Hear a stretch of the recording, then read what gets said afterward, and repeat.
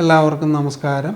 ഏതൊക്കെ type institutional biogas പ്ലാന്റുകൾ ഇപ്പോൾ നിലവിലുണ്ട് എന്ന കാര്യമാണ് ഞാൻ ചർച്ച ചെയ്യാൻ ഉദ്ദേശിക്കുന്നത്. സ്ഥാപനങ്ങളിലെ ജൈവമാലിന്യ സംസ്കരണത്തിന് പ്രധാനമായും രണ്ട് തരത്തിലുള്ള ബയോഗ്യാസ് പ്ലാന്റുകളാണ് നിലവിലുള്ളത്. അത് ഫിക്സഡ് ഡൂം മാതൃകയിലുള്ളതും മറ്റൊന്ന് ഫ്ലോട്ടിംഗ് ഡൂം മാതൃകയിലുള്ളതും. ഈ മാതൃകകൾ തമ്മിലുള്ള വ്യത്യാസം എന്ന് പറയുന്നത്, ഫിക്സഡ് ഡൂം മാതൃകയിൽ ഡൈജസ്റ്റിനോട് ഫിക്സ് ചെയ്തിരിക്കുന്ന ഒരു സംഭരണിയിലായിരിക്കും ഗ്യാസ്, ഡൈജസ്റ്റിൽ ഉൽപ്പാദിപ്പിക്കപ്പെടുന്ന ബയോഗ്യാസ് സംഭരിക്കപ്പെടുന്നത്. എന്നാൽ ഫ്ലോട്ടിംഗ് ഡൂം മാതൃകയാണെങ്കിൽ ഗ്യാസ് സംഭരണി അനായാസം മൂവ് ചെയ്യുന്ന, ചലിക്കുന്ന വിധത്തിലുള്ള മാതൃകകളെയാണ് ഫ്ലോട്ടിംഗ് ഡൂം ഗ്യാസ് സംഭരണിയോട് കൂടിയ ബയോഗ്യാസ് പ്ലാന്റുകൾ എന്ന വിഭാഗത്തിൽ പെടുന്നത്. ഓരോ സ്ഥലത്തും ലഭിക്കുന്ന ജൈവമാലിന്യങ്ങളുടെ അളവിനും അതിൻ്റെ ഘടനയ്ക്കും അനുസരിച്ച് ഈ ഡൈജസ്റ്ററുകളോടൊപ്പം തന്നെ പ്രീ ഡൈജസ്റ്റേഴ്സും ഉപയോഗിക്കാവുന്നതാണ്. പ്രീ ഡൈജസ്റ്റർ ഉപയോഗിക്കുന്നത് പ്ലാന്റിന്റെ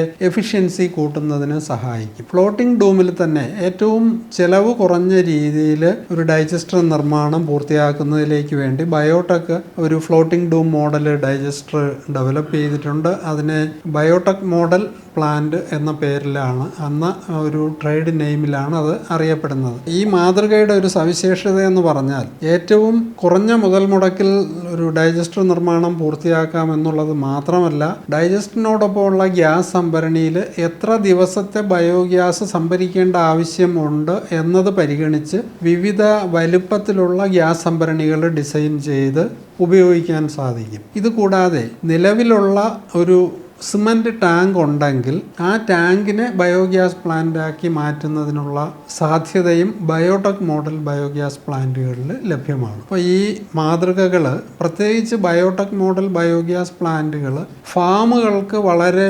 സൗകര്യപ്രദമാണ്. അത് കന്നുകാലി ഫാമായാലും മറ്റ് പക്ഷി മൃഗാദികളുടെ ഫാമുകളായാലും അവിടെ എല്ലാം ഉണ്ടാകുന്ന വേസ്റ്റ് വാട്ടറും ഒരുമിച്ച് സംസ്കരിക്കുന്നതിന് അനുയോജ്യമായ വിധത്തിലാണ് ഇൻസ്റ്റിറ്റ്യൂഷണൽ മാതൃകയിൽപ്പെടുന്ന ബയോടെക് മോഡൽ പ്ലാന്റുകൾ ഡിസൈൻ ചെയ്തിട്ടുള്ളത്. ഓരോരുത്തർക്കും അവരവരുടെ ആവശ്യം പരിഗണിച്ച് അനുയോജ്യമായ മാതൃകയിലുള്ള ബയോഗ്യാസ് പ്ലാന്റുകൾ, അത് പ്രീ ഡൈജസ്റ്ററോടുകൂടി ആവശ്യമാണെങ്കിൽ ആ വിധത്തിൽ തന്നെ തിരഞ്ഞെടുത്ത് പരമാവധി ബയോഗ്യാസ് ഉൽപ്പാദനം സാധ്യമാക്കാൻ അതിലൂടെ സാധിക്കുന്നതാണ്. ഇത്തരത്തിലുള്ള പ്ലാന്റുകൾ നമ്മൾ തിരഞ്ഞെടുക്കുമ്പോൾ എന്തൊക്കെ ഫെസിലിറ്റീസ് ആണ് ഒരു ബയോഗ്യാസ് പ്ലാന്റിനോടൊപ്പം ആവശ്യമാണ് എന്നതിനെ ഡിപ്പെൻഡ് ചെയ്താണ് പ്ലാന്റുകളുടെ വില തീരുമാനിക്കുന്നത്. ആദ്യം പരിഗണിക്കുന്നത് ഓരോ സ്ഥാപനത്തിലും ഉണ്ടാകുന്ന വേസ്റ്റിൻ്റെ ക്വാണ്ടിറ്റിയാണ്. അതിന് അനുയോജ്യമായ വലുപ്പത്തിലുള്ള പ്ലാന്റുകളാണ് സ്ഥാപിക്കേണ്ടത്. അടുത്തതായിട്ട് പരിഗണിക്കുന്നത് എന്തൊക്കെ അഡീഷണൽ ഫെസിലിറ്റീസ് ഈ പ്ലാന്റിനോടൊപ്പം ആവശ്യമാണെന്നുള്ളതാണ്. അത് പ്രധാനമായിട്ടും ക്രഷർ, ജൈവാവശിഷ്ടങ്ങളെ അരച്ച് വലിപ്പം കുറഞ്ഞ പാർട്ടിക്കിൾസ് ആക്കി പ്ലാന്റിലേക്ക് നിക്ഷേപിക്കുന്നതിനുള്ള ക്രഷറുകൾ, നാര് അധികമായിട്ടുള്ള ജൈവാവശിഷ്ടങ്ങൾ കൂടിയ അളവിൽ ലഭ്യമാണെങ്കിൽ അതിനെ സംസ്കരിക്കുന്നതിനുള്ള പ്രീ ഡൈജസ്റ്ററുകൾ, കൂടുതൽ പുളിച്ച ജൈവാവശിഷ്ടങ്ങളാണുണ്ടെങ്കിൽ അവയും സംസ്കരിക്കുന്നതിന് പ്രീ ഡൈജസ്റ്ററുകൾ ഉപയോഗിക്കാവുന്നതാണ്.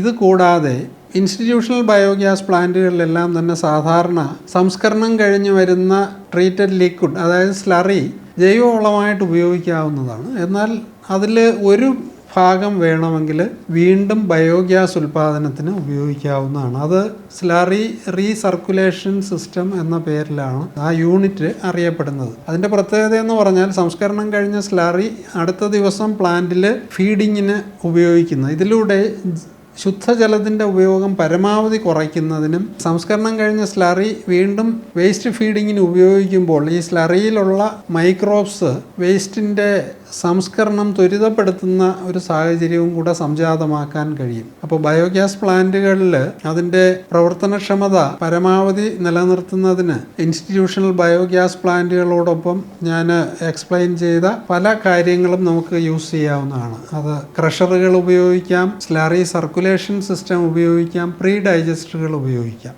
ഇതെല്ലാം പരിഗണിച്ചിട്ടാണ് ഒരു പ്ലാന്റിൻ്റെ നിർമ്മാണ ചെലവ് എത്രത്തോളം വരും എന്നുള്ളത് തീരുമാനിക്കുന്നത്. അതിൽ ഒരു കാര്യം ഉറപ്പിച്ച് പറയാൻ കഴിയും, എത്ര തന്നെ നിർമ്മാണ ചെലവ് വന്നാലും അത് പരമാവധി ഒരു 30 മാസത്തിനുള്ളിൽ, അതായത് 2.5 വർഷത്തിനുള്ളിൽ തിരികെ ലഭിക്കും എന്നതാണ് ഈ പദ്ധതിയുടെ ഏറ്റവും വലിയ ഗുണമേന്മ. അത് പ്രധാനമായിട്ടും ഒരു ബയോഗ്യാസ് പ്രോജക്റ്റുകൾ കംപ്ലീറ്റ് ചെയ്യുകയാണെങ്കിൽ അതിൻ്റെ പ്രവർത്തനത്തിനാവശ്യമായ എല്ലാവിധ സർവീസ് സപ്പോർട്ടുകളും ബയോടെക്കിൽ നിന്ന് ലഭ്യമാണ്. പ്ലാന്റുകൾക്ക് എന്തെങ്കിലും സർവീസ് റിക്വയർമെൻറ്റ് വന്നു കഴിഞ്ഞാൽ അത് വളരെ വേഗം സർവീസ് കസ്റ്റമേഴ്സിന് നൽകുന്നതിനുള്ള പ്രത്യേക കസ്റ്റമർ റിലേഷൻ ടീം ബയോടെക്കിൽ പ്രവർത്തിക്കുന്നുണ്ട്. കസ്റ്റമർക്ക് ആവശ്യാനുസരണം ആ സേവനം പ്രയോജനപ്പെടുത്താവുന്നതാണ്.